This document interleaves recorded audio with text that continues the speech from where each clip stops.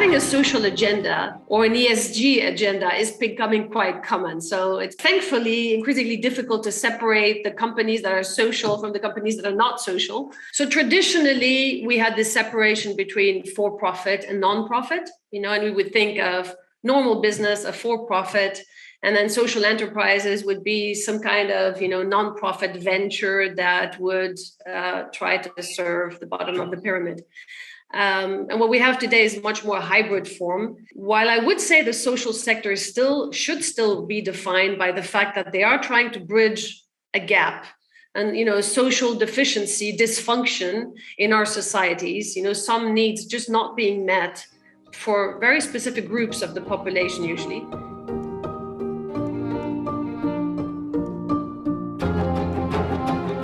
So that would be the broad agenda. However, how you deliver that is very often a hybrid business system by which you float products and services, which are very profitable, and you might or might not decide to also serve some segments non-profit. Sometimes you have two branches to your company. One side that makes the profit and then feeds in some of the profit, invests it into other segments that are not as profitable. If you were, for example, in renewables, 90% of the business models are highly profitable of how you invest in renewables, and you, can come up with a win-win business-wise that you offer a better service to more people and it's profitable for you as a company. If you were trying to do the same thing in human rights, that is the other end of the spectrum of social engagement.